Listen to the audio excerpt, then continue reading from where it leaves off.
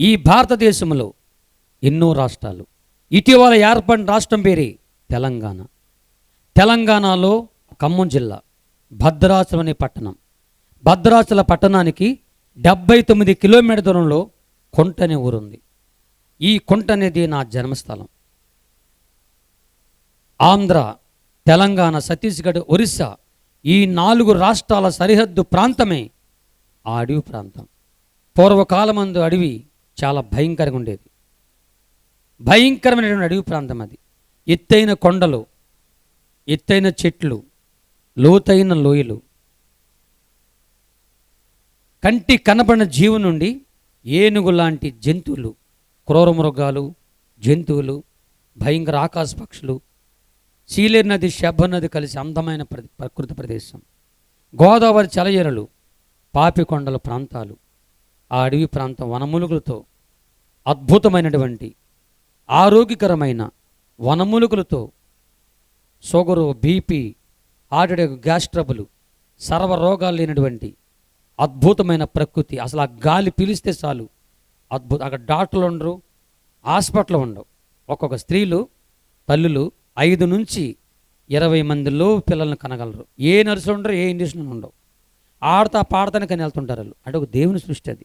ఆ అడవి ప్రాంతంలో సాధులు, సన్నాసులు, దిగంబర స్వాములు, అఘోరులు, మాంత్రికులు, దెయ్యాలు, భూతాలు, పిశాసులు, అడవిని కాపాడే ఫారెస్టు పోలీస్ ఆఫీసర్లు, మావోయిస్టులు, నక్సలైట్లు, పోలీస్ ఆఫీసర్లు, అడవిని చూట్టాకొచ్చే టూరిస్టులు, అడవిలో పుట్టి పెరిగే అడవి జాతి, అడవి సంపద దోసుకెళ్ళిపోయే దొంగలు, దుర్మార్గులు ఎందరో ఎందరో అడవిలో ఉన్నారు.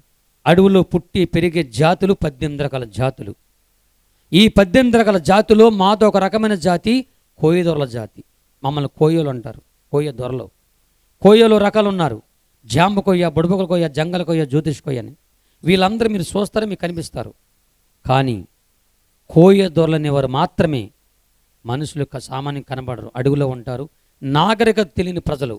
మా జాతుల ఎన్నో ఆచారాల్లో ఒక ముఖ్యమైన ఆచారాల్లో ఒకటి, అడవినంతటిని ఒక దేవతగా, ఆ స్తంభం ఎత్తుగా ఒక బొమ్మగా ఏర్పాటు చేసి దాని పంచమ దేవత, తెలుగు దాని పేరు కొండదేవర, దేవుడిని పేరు పెట్టుకొని ఫస్ట్ పుట్టిన ఆడపిల్లని, మగపిల్లని ఆ దేవతకు బలి ఇవ్వాలని ఒక నిబంధన ఉంది అక్కడ.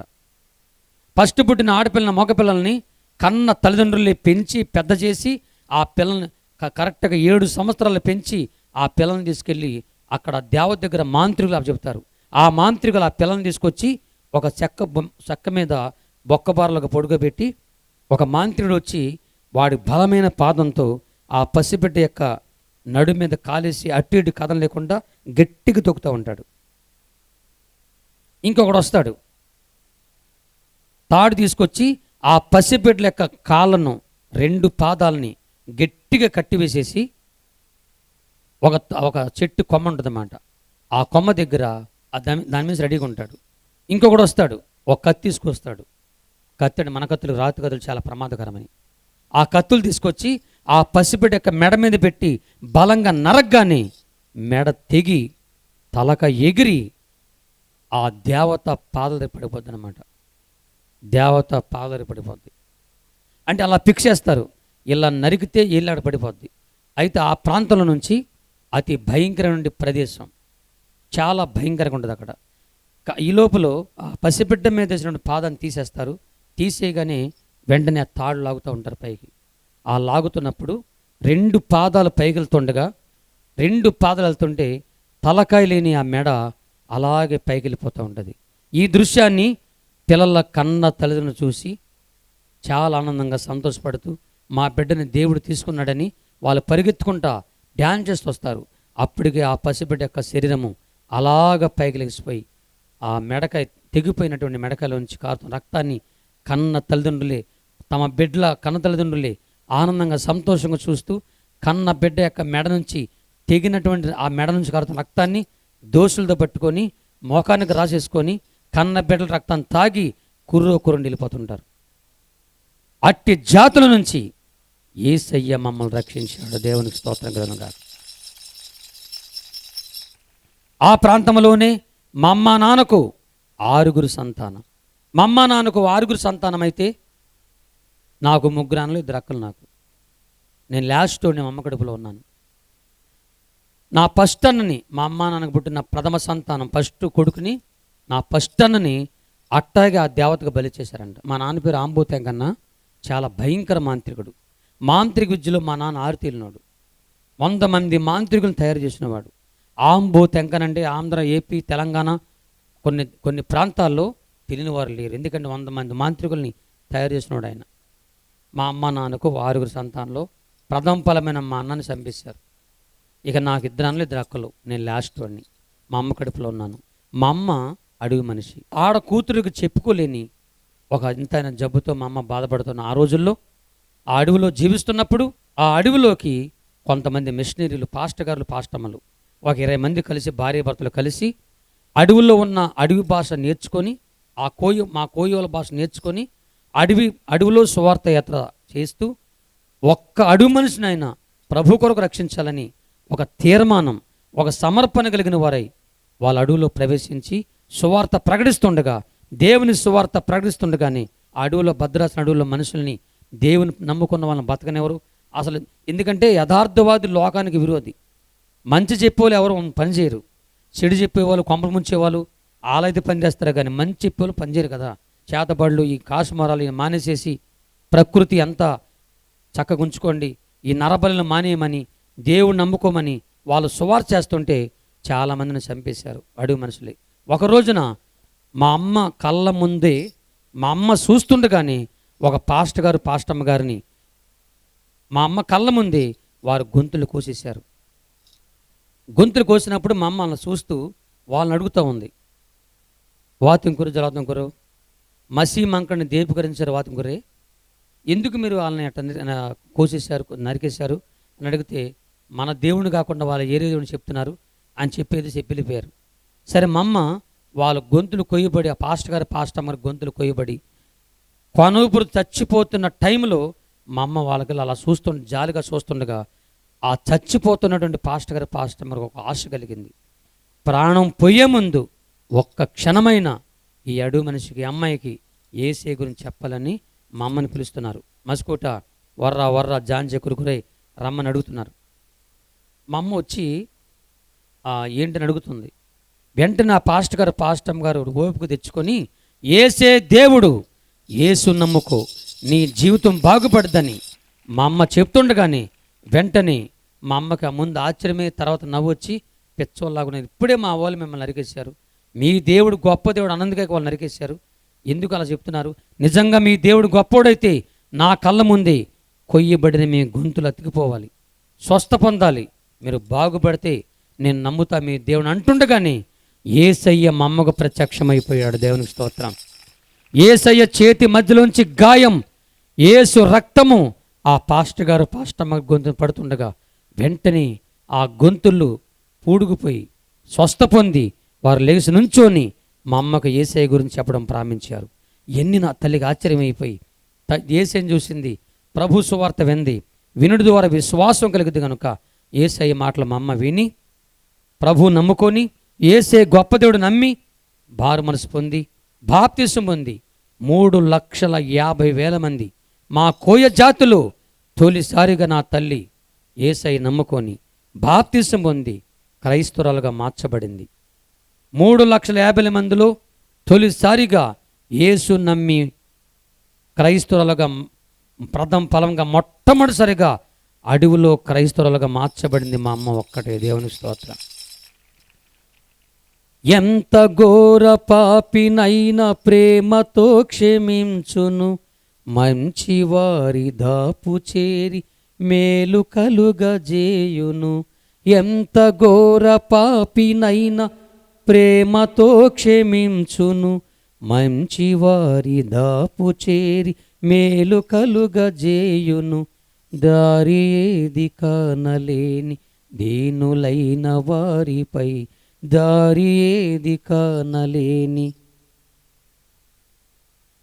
జాలి చూపి ప్రేమ చూపి కాపాడు దేవుడే, యేసుక్రీస్తు ఈ జగాన చాటిలేని దైవము, ఆయనే సజీవమైన ఆరాధ్య దైవము.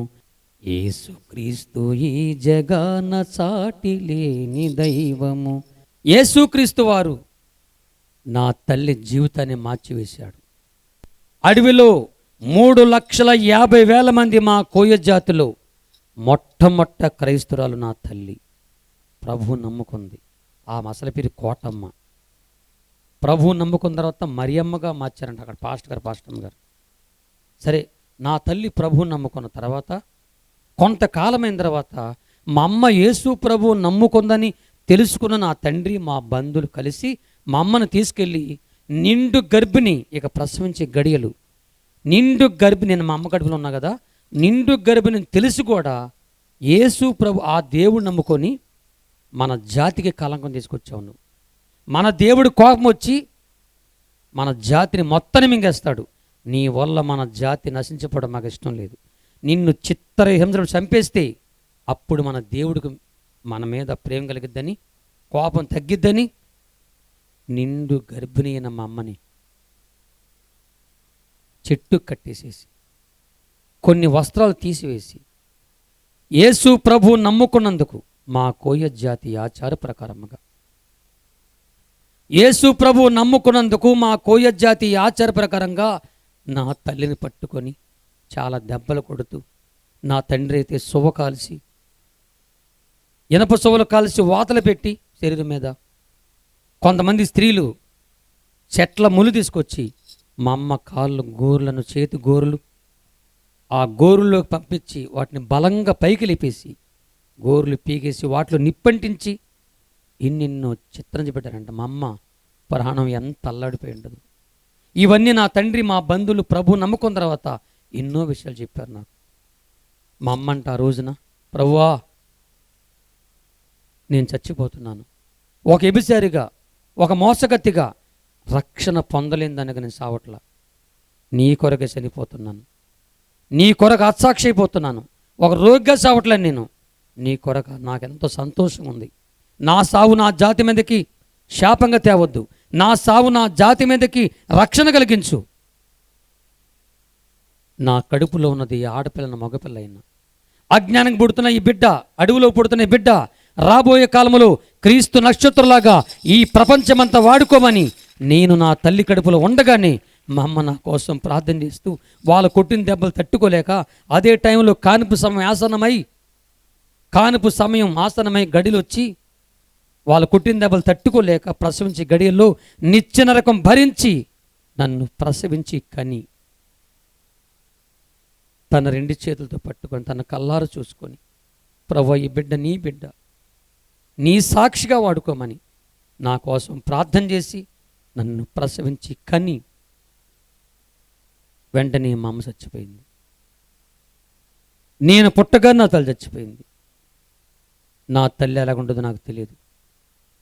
కన్న తల్లి దగ్గర పొందుకోవాల్సిన ఎలాంటి ప్రేమ ఉండాలో నాకు తెలియదు. మీరందరూ చాలా అదృష్టవంతులు. మీ అమ్మ ఒడులు మీరు వాడుకున్నారు.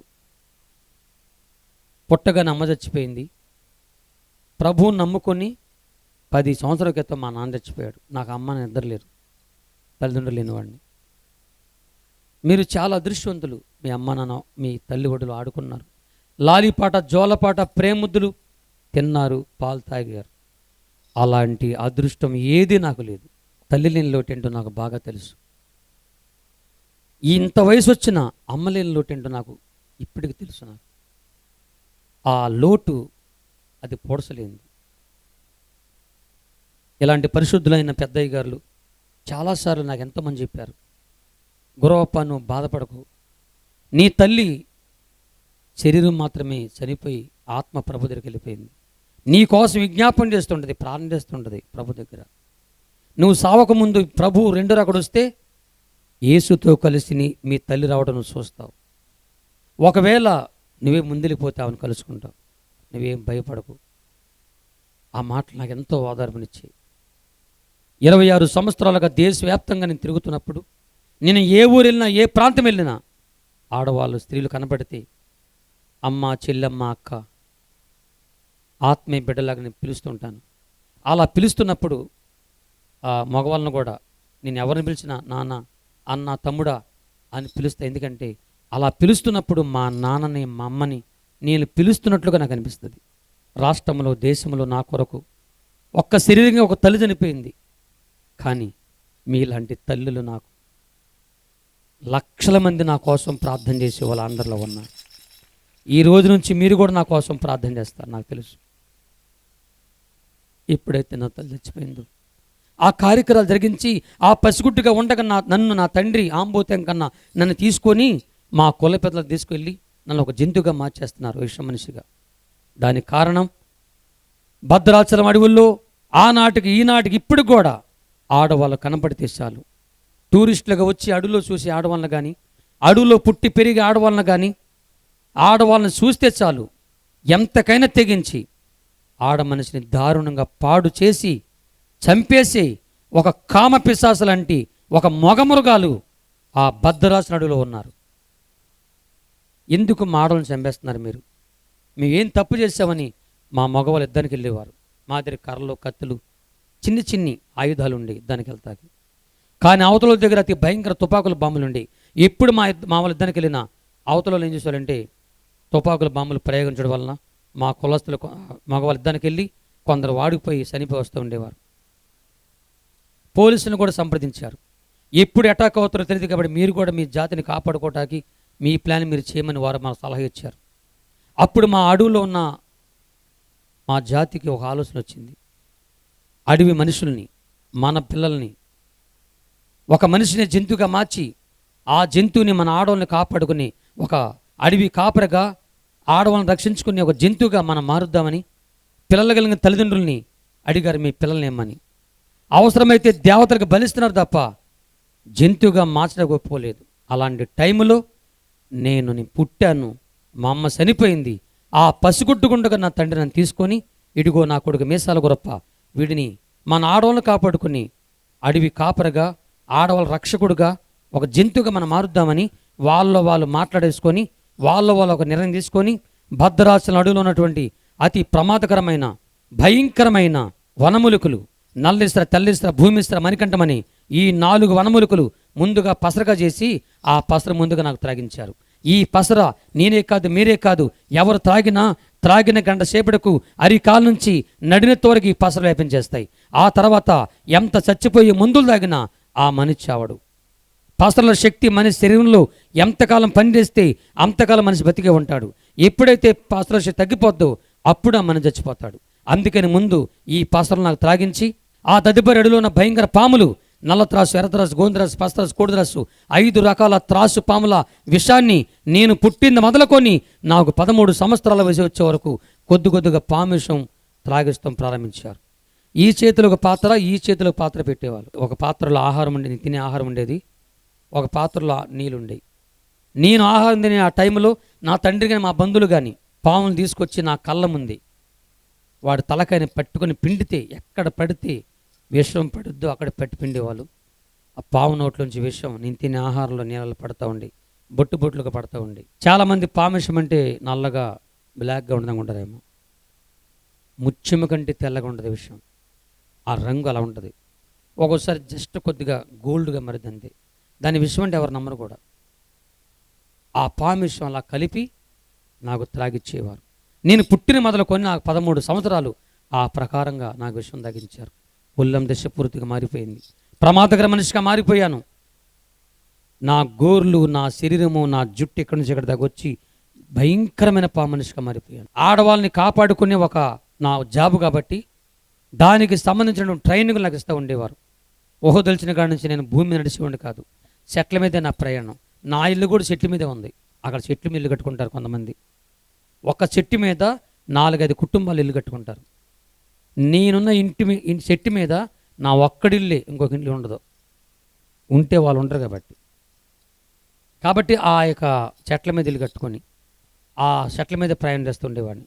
అలాగ జరుగుతున్న ఆ రోజుల్లో మద్రాసు నుండి ఏబిఎం సినిమా సంస్థ వాళ్ళు భద్రాచలం అడవుల్లోకి వచ్చి సినిమా షూటింగ్ తీస్తూ ఉన్నారు. నేను వాళ్ళకి కనిపించాను. వాళ్ళు నన్ను చూసి ఎందుకు ఈ మనిషిలో ఉన్నాడని నా గురించి తెలుసుకొని నా జీవిత ఆధారం చేసుకొని ఒక సినిమా తీశారు.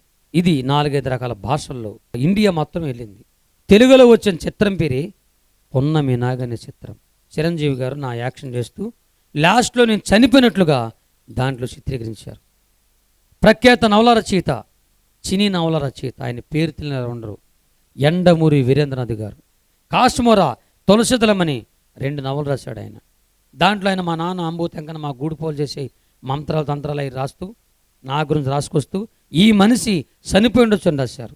పుస్తకాల్లో నన్ను చంపేశారు, సినిమాలో నన్ను చంపేశారు. నా కన్న తల్లి ప్రార్థన ఆలకించి యేసయ్య నన్ను బ్రతికించి ప్రాణంతో ఉంచి సజీవుడిగా ఉంచి ఈ రాత్రి మీ ముందు సజీవుడిగా నిలబెట్టినాడు. దేవుని స్తోత్రం. నేను ఉన్న ఆ రోజుల్లో 7 ఉన్నారు విష మనుషులు. ఈ 7 విష మనుషుల్లో 2 ఆడవాళ్ళు, 5 మగవాళ్ళు. 7 విష మనుషుల యొక్క పేర్లను వరల్డ్ వారు గిన్నీస్ బుక్లు ఎక్కిచ్చారు. నా పేరు కూడా ఉంది, మీసాల గురప్పని, గిన్నీస్ బుక్లో. 7 విష మనుషుల్లో 6 చచ్చిపోయారు. నన్ను ఒక్కడిని యేసయ్య బ్రతికించి సజీవుడిగా ఉంచి ఈ రాత్రి ప్రభు నన్ను ప్రపంచమంతా ప్రభు వాడుకుంటున్నాడు. దేవునికి స్తోత్రం. ఎవరైనా ఆడవాళ్ళని అక్కడ అడవులో పాడు చేస్తుంటే ఆ దృశ్యం మా నాన్న ఆంబూతంగా నా గూడుపోలుగా చూస్తే వెంటనే నేను చెట్ల మీద ఉండేవాడిని, భూమి మీద నడిచేవాడిని కాదు.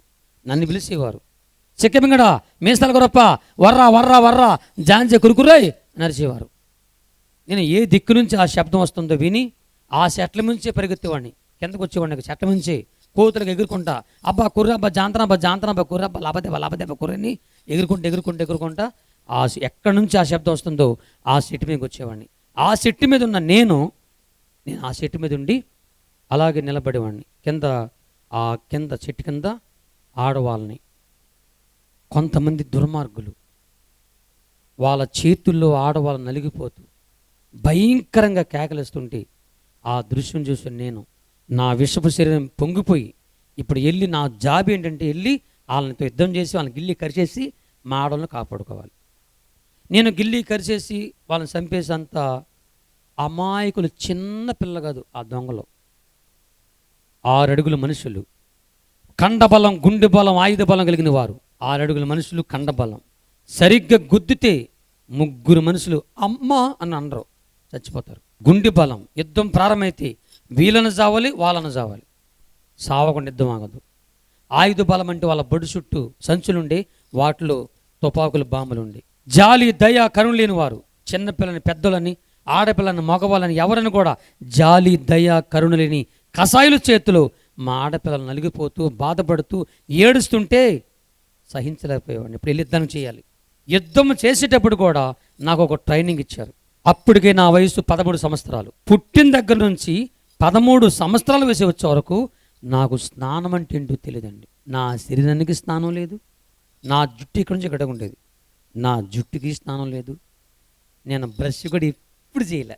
ఆ రోజుల్లో నేను ఇక్కడుంటే అదిగో వెనక్కి కూర్చున్నారే అన్నలో అంత లెక్క దుర్వాసన వచ్చేది నా నుండి. ఆనాడు దుర్వాసనుడిని యేసయ్య నాలోకి వచ్చాడు, నా జీవితమే పరిమళ వాసనగా మార్చివేశాడు. దేవుని స్తోత్రం. యేసును కలిగిన వారి జీవితాలు పరిమళ వాసన. ఒక్కరోజు స్నానం చేయకపోతే వాళ్ళ శరీరం వాళ్ళకి అంత కమ్మనవాసన వస్తే 13 సంవత్సరాలు స్నానం వేయలే నేను ఎంత కమ్మనవాసన వచ్చేవాడు. నా జుట్టుతో ఒక టైప్ వాసన, నా శరీరంతో ఒక టైప్ వాసన, నా నోరు ఒక టైప్ వాసన. అలాగ నేను చెట్టు మీదకి రాగానే నా శరీర దుర్వాసన ఈ కిందన దొంగలకు వచ్చేది. ఆ వాసన వాళ్ళకు వచ్చేసి ఏం చచ్చింది, ఇప్పుడు దాకా బాగానే ఉంది అప్ప అని వాళ్ళు అనుకుంటున్న టైంలో నేను ఆ చెట్టు మీద నుంచి గిరగిర తిరుగుతూ వాళ్ళ మీద పడిపోయేవాడిని. దూరంగా ఉన్నప్పుడే అంత వాసన ఉన్న నేను వాళ్ళ మధ్య దూకాన్ని నా నోట్లోంచి ఒక రకమైన శబ్దం వచ్చేది,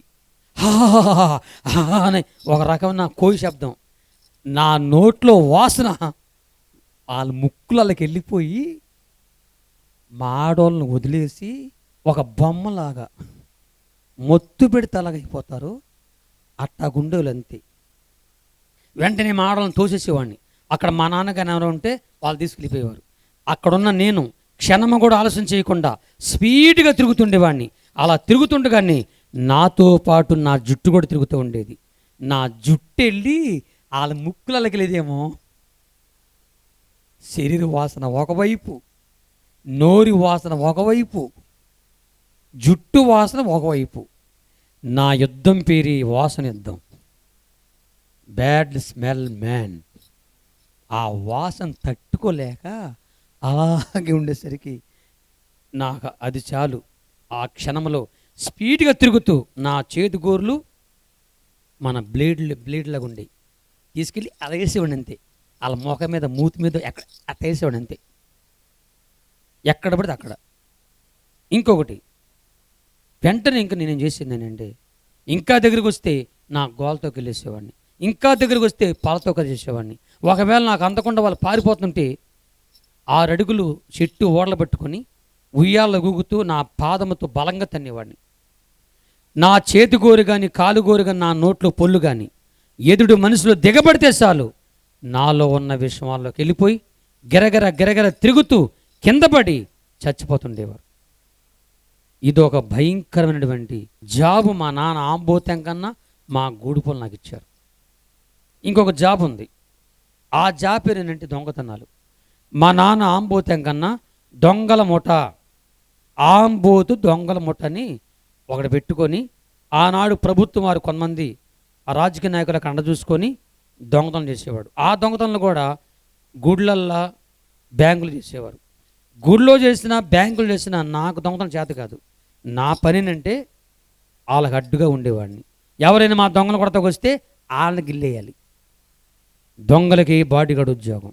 ఆ కొంపల ముంచి వాళ్ళని కాపాడుకునేవాడిని. ఆడవాళ్ళని కాపాడుకోవటం, దొంగలు కాపాడుకోవటం, ఈ 2 విషయాల్లో నన్ను విషంతో పెంచారు. అది కారణం. నన్ను విషంతో పెంచడానికి కారణం అదనమాట. వెంటనే అలాగ చేసినప్పుడు 13 సంవత్సరాల నుంచి 18 సంవత్సరాలు వాళ్ళ ఇష్టాన్ని వాడుకున్నారు. ఎంతో డబ్బు బంగారం సంపాదించాలి, వారి ఇష్టాన్ని వాడుకున్నారు. 18 సంవత్సరాల వయసు నాకు రాగానే చిన్నతనంలో పామిషానికి ముందు తాగిన పసరుల శక్తి నా శరీరం నుంచి తగ్గిపోవడం ప్రారంభించింది. ఎప్పుడైతే తగ్గిపోయిందో ఈ విషం అనేది నా గుండెకి పట్టేసింది. ఎప్పుడైతే ఈ విషయం నా గుండెకి పట్టిందో వస్త్రాలు బాగా ఉతికి పిండితే ఎలా ఉంటుందో అలాగే నా శరీరమును ఎవరో పిండేసినట్లు ఆ తట్టుకోలేక నా తండ్రి కాలం పడి ఏడుస్తున్నాను. అబ్బా జాంచేగబ్బా కరిసిపోతున్నాను. ఎవరు వచ్చి ఆ చేతులు తీసుకొచ్చి నా ఎదల మీద చేతులు పెట్టి గట్టిగా నలిపేసినట్లు ఆ తట్టుకోలేక నా తండ్రి కాలం ఏడుస్తున్నాను. అబ్బా జాంచేగబ్బా కరిసిపోతున్నాను. అబ్బా తండ్రి నన్ను బ్రతికించిన ఆయన, చచ్చిపోతున్నాను, నన్ను కాపాడమని ఏడుస్తుంటే అప్పుడు నా తండ్రికి అర్థమైపోయి నేను చచ్చిపోతానని తెలుసుకొని నా తండ్రి ఆంబోతం కన్నా 3,50,000 నా దగ్గర తీసుకొచ్చాడు. తీసుకొచ్చి నాకు చూపించి దీంతో నీకు బాగు చేస్తాను, నువ్వు భయపడకన్నాడు. ఆ డబ్బు ఎక్కడదంటే దొంగతనాలు చేసాం కదా, ఆ దొంగలు పంచుకుంటూ వచ్చిన డబ్బు. నా వంతు 3,50,000 వచ్చింది.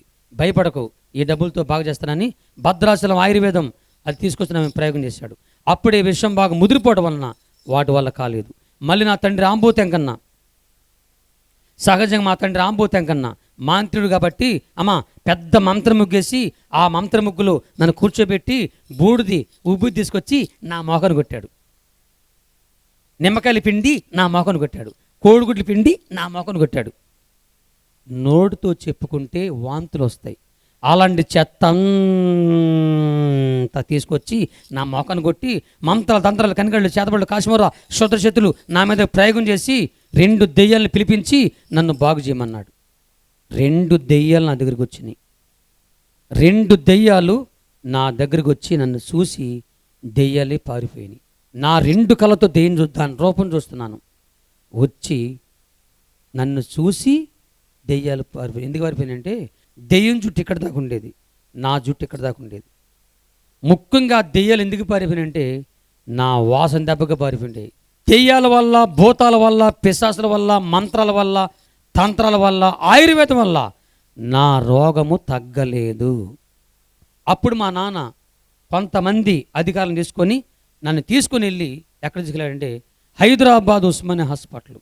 15 మంది తెల్లదొడలతో తెలుగు డాక్టర్ వైడి శ్రీమూర్తి గారు ఆయన నన్ను పరీక్షించి నా తండ్రి ఆంబోతంగని పిలిపించి, ఓ ఆంబోతంగన్న ఇలాంటి వ్యక్తులు సమాజంలో చాలా ప్రమాదకరం, నీకు ఇష్టమైతే నీ కొడుకుని మాకు అప్పచెప్పి ఇప్పుడే కరెంటు మిషన్లు పెట్టి చంపేస్తాం, బూడిదే వస్తాడు తీసుకెళ్ళు, ఒకవేళ నువ్వు కానీ మాకు అప్పచెప్పకపోతే వాడు సావకపోతే ఇంకా బతుకుంటే వాడికి తెక్కొచ్చి పెచ్చొచ్చి నిన్ను కూడా గిల్లెత్తాడని మా నాన్నకు భయపెట్టారు. నిజంగా మా నాన్న చాలా దుర్మార్గుడు. నన్ను నిజంగా దానికి మరణానికి అప్పచెప్పాలి. దేవుడు నన్ను మరణానికి అప్పగించలేదు. దేవునికి స్తోత్రం. మరణము తప్పించుట మన యేసయ్య పని. దేవునికి స్తోత్రం. ఈ రాత్రి నీ జీవితంలో చాలామంది బాధలు తట్టుకోలేక, కష్టాలు తట్టుకోలేక ఇంట్లో సావాలనుకుంటారు. కానీ మరణం తప్పించేవాడు మన యేసయ్య మాత్రమే. దేవునికి స్తోత్రం. మన బాధలు తీర్చి మనం తప్పించేవాడు ఆయన. ఒకరోజు నా తండ్రి మా ఇంటికి వచ్చేసాడు. చెట్టు మీద ఇంట్లో నేను ఉన్నా. మా నాన్న నా దగ్గర వచ్చి మాట్లాడుతున్నాడు. కొడుక గుర్రప్ప, నాయనా నువ్వు భయపడ బాబు,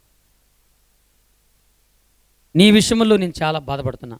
మన కుల ప్రకారముగా నిన్ను విశ్వమనిషిగా మార్చాం, మన ఆడవాళ్ళని బతికించాలని. నీ వల్ల ఆడవాళ్ళు 1000 మంది అడవులు ఆడవాళ్ళు బతికారు. కానీ నువ్వు చచ్చిపోతున్నావు. నిన్ను బ్రతికించడానికి ఎన్నో ప్రయత్నం చేశాను రా, కానీ నువ్వు బతకడం నాకు అర్థమైపోయింది. కానీ నువ్వు చచ్చిపోయే ముందు ఒక మాట చెప్పాలనుకున్నా. నీవు పుట్టకముందే నీ కన్న తల్లి కడుపులో నువ్వు ఉన్నప్పుడు మీ అమ్మ ఒక దేవుడు నమ్ముకుంది.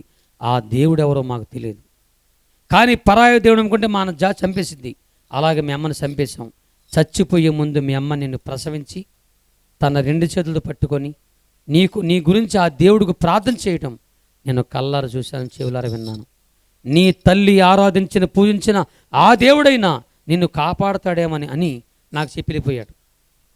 ఒక నిమిషం ఏడిచి, కానీ నా చెట్టు మీద ఉన్న నేను ఏడిచేస్తున్నాను బాగా. నాకంటే ఒక తల్లి ఉందా? నా తల్లిని చంపేశారా? నా తల్లి ఆరాధించిన పూజించిన దేవుడా, తల్లి నన్ను కన్న తల్లి ఆరాధించిన పూజించిన దేవుడా నన్ను కాపాడమని గట్టిగా చేస్తుంటే 30 సంవత్సరాల క్రితం జరిగిన యథార్థమైన సంఘటన ఇది. ప్రపంచంలో భారతదేశంలో తెలంగాణ, ఆంధ్ర, ఒరిస్సా, ఛత్తీస్గఢ్ ఈ 4 రాష్ట్రాల సరిహద్దు ప్రాంతమైన కొంట పక్కమటి సీలేరు నది, శబర్ నది కలిసి ఆ చుట్టుపక్కల ప్రాంతాల కుక్కుడ ఏరియాలో మనుషులు చూడని పట్టించుకొనని ఒక మానవ మృగమైన నన్ను నా కన్న తల్లి ప్రార్థన ప్రభు ఆలకించి పరలోకమందున్న దేవుడు నన్ను చూశాడు. మన దేవుడు చూసే దేవుడు. ఈ రాత్రి నిన్ను కూడా ప్రభు చూస్తున్నాడు. నీ జీవితాన్ని చూస్తున్నాడు. నన్ను చూసి మనుషులు వస్తే చంపేస్తానని కొత్త మనిషి కనబడితే బతకనే ఉన్నాను. పాస్టర్ గారు వచ్చి గొర్రప్ప ఏసైనా ఒక నాకేం తెలిసిద్ది ఎల్లిగిలేత్తనమాట వాళ్ళని, అందుకని మనుషులతో చంపేస్తానని సాక్షాత్తుగా దేవుడు ఈ జంతువుని మార్చి ఆయన సేవ కొరకై లక్షల కోట్ల ఆత్మలను సంపాదించుకోవాలని, ఈ దీనుడి ద్వారా ఆయన మహింపరుచుకోవాలని, ఈ సాక్ష్యం ద్వారా ఆయన మహిం పొందాలని పరలోకమందున దేవుడు పరలోకమందున్నటువంటి దేవదూతని నా కొరకు అడవుల్లోకి పంపించాడు. దేవుని స్తోత్రం. నేనున్న ఆ చెట్టు అంతెత్తుగా దేవదూత తెల్లని వెలుగులు ప్రత్యక్షమై తేజోవంతమైన మోకం. అలాంటి మోకాన్ని ఇప్పుడు చూడలేను నేను. అంతకుముందు చూసిన మోకాలు గిలిన మోకాలు, నేను చూసిన మోకాలు దరిద్ర మోకాలు నా మోకంతో పాటుగా. కానీ ఆ మోకం అబ్బబ్బబ్బ దగదగ మెరిసిపోతుంది. నేనైతే ఆ చెట్ల మీద ఎగిరేటప్పుడు నేను పెద్ద హీరో అనుకునేవాడిని. కానీ ఆ చెట్ల మీద ఎగిరేటప్పుడు ఈ చెట్టుకి ఆ చెట్టుకి ఆధారం చేసుకుని ఎగిరేవాడిని. దేవదూత ఏ చెట్టుని ఆధారం చేసుకోకుండా గాలిలో నడిచి రావడం నేను చూస్తున్నాను. దేవుని స్తోత్రం. దగ్గరికి వచ్చి నాకు అర్థమయ్యే భాషలో మాట్లాడుతున్నారు దేవదూత. సెకెమికని మీసలవరప్ప వాతింకురు దేహం జలదేకం యేసు నెట్ల దేకం జేనెట్ల దేకం. ప్రపంచంలో నీ రోగాన్ని తొలగించి నిన్ను సంపూర్ణంగా స్వస్థత పరిచి నిన్ను ఒక మనిషిగా చేయగలిగిన వాడు ఒకే ఒక్క దేవుడు ఉన్నాడు. ఆయన ఎవరో కాదు, నీ తల్లి ఆరాధించి పూజించిన ఆ దేవుని పేరే యేసు క్రీస్తు ప్రభు అని చెప్తున్నాడు. 15 రోజులు దేవదూత నా దగ్గరే ఉండి నాతో ఉండి తల్లి ప్రేమ, తండ్రి ప్రేమ, దేవుని ప్రేమ, యేసయ్య ప్రేమ వివరంగా చెప్తుంది. అనాగరికత నుంచి నాగరికత తెలియజేస్తూ ఉన్నారు. నాకు అర్థమైపోతూ ఉంది. యేసయ్యని చెప్తుంటే యేసయ్య గురించి తెలిసిపోతుంది. దేవుని స్తోత్రం. అంతవరకు 18 సంవత్సరాలు ఒంటరి బతికి నాకు పక్కన దేవదూత మనిషిలాగానే తల్లిలా. ఎంత గొప్ప దేవుడు అండి. ఎప్పుడో మన పితరులతో ఉన్న దేవదూతలు నా దగ్గరికి వచ్చి, యేసయ్య ఎంత ప్రేమ కలిగిన వాడు, నా దగ్గర ఒక మనిషి కాదు, సాక్షాత్తుగా దేవుని దూత 15 రోజులు నా పక్కనే ఉండి నాతో మాట్లాడుతూ యేసయ్య గురించి చెప్పగా, దేవుని వాక్యం చెప్తున్నప్పుడు దేవుని వాక్యం ఇనుడి ద్వారా ఏం కలిగిద్ది? వింటే విశ్వాసం. కాబట్టి నేను విన్నాను, నాకు విశ్వాసం కలిగింది, ఖచ్చితంగా యేసయ్య కాపాడతాడని పరిపూర్ణంగా నమ్ముకున్నాను. 1984 సంవత్సరం అక్టోబరు 4, 5, 6, 7, 8 ఈ 5 రోజులు గుంటూరు పట్టణంలో శాంతవర్ధన్ గారిని పాస్టర్ గారు పెద్ద ఇలాంటి సభలు ఏర్పాటు చేశారు. ఆ సభలో జీసస్ కాల్స్, యేసు పిలుస్తున్నాడు, మన దినకరన్ గారు మద్రాసు నుంచి వచ్చి ఆ సభలో పాల్గొన్నారు స్పీకర్గా. లక్షల మంది జనం ఇలాగున్నారు. అందరు 2 చేతులు పైకెత్తి ప్రభుని స్తుతిస్తున్నారు. దేవదూత అడవులోంచి నన్ను తీసుకొని ఆ సభలో తీసుకెళ్లారు. దేవునికి స్తోత్రం. ట్రైన్లో వెళ్ళాము, బస్సులు వెళ్ళాము, విమానాలు వెళ్ళాము, గాల్లో వెళ్ళాము, నాకు తెలియదు. అక్కడే నిలబడ్డాం. దేవత నా పక్కనే ఉన్నారు. జనమంతా చేతుల పైకెత్తి ప్రభుని స్తుతిస్తుంటే నేను కూడా ప్రభుని దూతను చూస్తూ ఉన్నాను. నేను చూస్తున్నా కానీ నా కళ్ళ ముందే దేవదూత అంతర్ధానమైపోయారు. నా కళ్ళ ముందే మాయమైపోయేసరికి నాకు అప్పుడు అర్థమైంది, ఇప్పుడు దాకా నాతో ఉంది మనిషి కాదు, దేవదూత. దెయ్యం మోకం చూశాను, దేవదూత మోకం చూశాను. నాకు అర్థమైపోయింది. నా గుండె జల్లుమంది, ఇప్పుడు దాకా నాతో ఉంది దేవదూత. దేవుడు నన్ను ఎంత ప్రేమించాడని ప్రభుని స్తుతిస్తూ ఆ స్థలంలో నేను గట్టిగా ఏడుసేస్తున్నాను, యేసయ్యా నా యొద్దకు వచ్చిన వారిని ఎంత మాత్రం బయటకు త్రోసని చెప్పవంట. నీ వద్దకు వచ్చాను, నన్ను కనికరించు ప్రభు, కనికరించు. నా రోగమే నన్ను చంపేస్తుంది, చచ్చే నన్ను బతికించు నాయనా, చచ్చేదాకా నీ సేవ చేస్తానని ఏడుస్తుంటే ఆ మైకు నుంచి ఒక మాట వినపడుతుంది నాకు, మీసాల గురప్ప, విశ్వ మనిషి అనబడిన మీసాల గురప్ప యేసు ప్రభుని స్వస్థపరచబోతున్నాడు, రా స్టేజ్ రమ్మని చెప్పారు. 15 మంది పాస్టర్లు పాస్టమ్మలు రోగుల కోసం ప్రార్థన చేస్తూ ఉన్నారు. నేను వాళ్ళ ముందు వచ్చి పడిపోయాను. నేను చెప్తున్నాను, అరుస్తున్నాను, కానీ నా భాషలకు అర్థం కాలేదు, కానీ వాళ్ళకు ఒకటి అర్థమవుతుంది, నేను చచ్చిపోతున్నానని. 15 మంది అమ్మగారులు, అయ్యగారులు నా వాసన పట్టించుకోవాలా, నా సిడి దూరసన పట్టించుకోలేదు. ప్రార్థన నూనె తీసుకొచ్చి నా తల మీద వేసి 15 మంది నా తల మీద చేతులేసి కన్నీరు కార్చి ప్రార్థన చేస్తుంటే వాళ్ళ కళ్ళ నీళ్ళు కారి నా తల మీద పడతా ఉన్నాయి. నన్ను బ్రతికించమని వాళ్ళు ఏడిసి దేవునికి ప్రార్థన చేస్తున్నారు. నా కన్న తండ్రి ఒక్క నిమిషం నా గురించి ఏడిచి వెళ్ళిపోయాడు చచ్చిపోతుంటే. నా అక్కలు నాన్నలు నా గురించి ఆడలా వెళ్ళిపోయారు చచ్చిపోతుంటే. ఏ ఆడవాళ్ళ కోసం నేను విషమనిషిగా మార్చబడ్డానో నా ప్రాణం వాళ్ళ ప్రాణం అడ్డుపెట్టి వాళ్ళని కాపాడుకున్నాను. నాకు దెబ్బలు తగిలినాయి, నాకు రక్తం వచ్చింది, నేను చచ్చిపరిచి వచ్చేసింది. వాళ్ళ సామాన్లు కాదు. వాళ్ళకి ఒకటే చెప్పాను, మీ మీదకి వాళ్ళు రావాలంటే ముందు ఈ మీసాల గురప్పని చంపగలిగిన దమ్మున్న మనగాడు వాడు వచ్చి నన్ను చంపగలిగితే, మీసాల గురమ్మని చంపేస్తే అప్పుడు మీ దగ్గరికి వస్తారు, మీరు కంగారపడకని. వాళ్ళ బాధలు అక్కలుగా, చెల్లెలుగా, తల్లులుగా నేను వాళ్ళకి తండ్రిగా అన్ని రకాలుగా వాళ్ళని ఆదుకొని వాళ్ళ బాధలు నా బాధలుగా వేసుకొని నేను వాళ్ళని కాపాడుకుంటే నేను చచ్చిపోయేటప్పుడు రోగము చచ్చిపోతుంటే నా గురించి వాళ్ళు ఒక్కరు ఏడలేదమ్మా ఆ మహాతల్లులు. కానీ పాస్టర్ గారులు, పాస్టమ్మలు ఎక్కడ పుట్టారు, ఎక్కడ పెరిగారు, వాళ్ళకు ఒక్క రూపాయి నన్ను సహాయం చేయలేదు. వారు నా కోసం ప్రార్థన చేస్తున్నారు. దేవునికి స్తోత్రం. నా మేలు కోరుకున్నారు. ఈ రాత్రి ఒక మాట చెప్తాను మీ అందరికీ.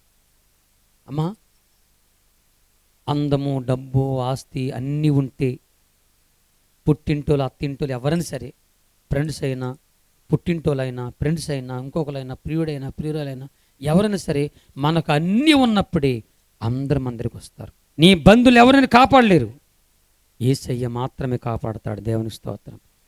నేను అయ్యగారి గురించి తెలుసుకున్నాను. మన సాలమన్ రాజు గారు మీ ఇంటింటికి తిరిగి, ఇళ్లలో తిరిగి ఆయన మీ బాధలు ఆయన బాధలు వేసుకొని కన్నీరు కచ్చి ప్రార్థన చేశాడు. దేవునికి స్తోత్రం. ప్రభు నాకేం చెప్పాడు తెలుసా? ఎవరు తల మీద చేసి ప్రార్థన చేస్తే వాళ్ళని దీవిస్తానన్నాడు.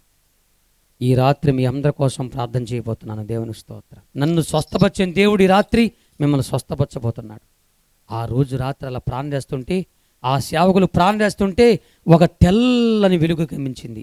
ఆ వెలుగులో నుంచి దగ మెరిసిపోతున్నటువంటి యేసయ్య చేయి కనిపించింది. యేసయ్య చేతి మధ్యలో గాయం. యేసు రక్తము నా తల నుండి నా శరీరంలోకి ప్రవేశిస్తూ ఉంది. దేవుని స్తోత్రం. ఎంతోమంది దేవతలు ఎంతోమంది చెల్లిపోయారు. ఎవరు చేతికి గాయం లేదు, మన యేసయ్య చేతికి మాత్రమే గాయం ఉంది. కారణం, ఆయన పొందిన దెబ్బల చేత మనకు స్వస్థత కలుగుతున్నది. యేసు రక్తము నా శరీరంలో ప్రవేశించి నా శరీరంలో పామిషమంతా ప్రభు తన రక్తంలో కడిగి సంపూర్ణ ఆరోగ్యమును స్వస్థతను ప్రభువు నాకు ఇచ్చాడు. దేవునికి స్తోత్రం. 4 దాటలు పరీక్షించారు. ఈ అబ్బాయి శరీరంలో పామిషం లేదు, మనిషి రక్తం ఉందని రిపోర్ట్లు ఇచ్చారు. దేవునికి స్తోత్రం. ఏ దాటలో అయితే నువ్వు చచ్చిపోతాను రిపోర్ట్లు ఇచ్చారో ఆ దాటలే నీ శరీరంలో పామిషం లేదు, మనిషి రక్తం ఉందని వాళ్ళు ప్రభుని స్తుతించారు. దేవుని స్తోత్రం. వారిలో 2 డాక్టర్ గారు, ఒక ఆయన గుంటూరులో ప్రతాప్ కుమార్ గారు, ఆ వరంగల్ డాక్టర్ గారు వైటి శ్రీమూర్తి గారు, వీళ్ళిద్దరు నా యొక్క రిపోర్ట్లు చూసి వారు ప్రభు నమ్ముకున్నారు. దేవుని స్తోత్రం. ఈ భూమి, ఆకాశము, సముద్రం, అందులో సర్వాన్ని కలిగించిన సర్వ సృష్టికర్త అయిన ఈ ప్రపంచానికి ఒకే ఒక్క దేవుడైనా, ఎవరు ఒప్పుకున్నా ఒప్పుకోకపోయినా, ఎవరు నమ్మకపోయినా, ఈ ప్రపంచానికి ఒకే ఒక్క దేవుడైనా యేసుక్రీస్తు ప్రభు మాత్రమే నన్ను స్వస్థపరిచాడు. దేవుని స్తోత్రం. ఇదే నా రక్షణ సాక్ష్యం. దేవుని స్తోత్రం. 100 ఎయిడ్స్ రోగాలు కలిస్తే ఎంత శక్తి ఉంటుందో అంతకంటే 1000 రెట్లు శక్తి కలిగిన నా రోగాన్ని స్వస్థపరిచిన దేవుడు అల్ప స్వల్పమైన మీ ప్రతి రోగాన్ని ఈ రాత్రి ప్రభు స్వస్థపరచునుగాక. మీ ప్రతి సమస్యను ప్రభు తొలగించునుగాక. దేవుడు నమ్ముకుని ధన్యునైపోయా, మీరు కూడా ధన్యులైపోవాలి. ఏ చర్చికెళ్ళినా ఇదే కొత్తగా వచ్చినా సరే మిమ్మల్ని ప్రభు దర్శించబోతున్నాడు. ఇప్పుడు నా పేరు క్రీస్ దాసు, నా భార్య పేరు ప్రభు కుమారి. మీసాల గొర్ర పెళ్ళైతే ఎందుకని ఆయనకి పిల్లలు పుడతారా? నన్ను నా భార్యని దేవుడు ప్రేమించి 3 పిల్లల్ని వేసే మాకు ఇచ్చాడు. దేవుని స్తోత్రం. పెద్ద కూతురి పేరు సువార్త్రాణి, చిన్న కూతురి ప్రేమజ్యోతి, కొడుకు పేరు జాన్ వెస్లీ, నా పేరు క్రీస్ దాసు, నా భార్య పేరు ప్రభు కుమారి. అడవులో పుట్టిన జంతువు లాంటి నా దగ్గరికి యేసై వచ్చి ఆయన రక్తంలో కడిగి సంపూర్ణ ఆరోగ్యం చేసేసి బాప్తిస్మం రక్షించి మారు మనసిచ్చి రక్షించి నా భార్యనిచ్చి పిల్లలనిచ్చి సంఘమిచ్చి సేవనిచ్చి 26 సంవత్సరాలుగా ఈ భారతదేశం అంతా ప్రభు తన సాక్షిగా వాడుకుంటూ అలా తిరిగి ఈ రాత్రి మీ మధ్యకు వచ్చే భాగ్యం దేవుడు ఇచ్చాడు. దేవునికి స్తోత్రం. యేసయ్యకే మహిమ కలుగునుగాక. నెట్ల దేకమో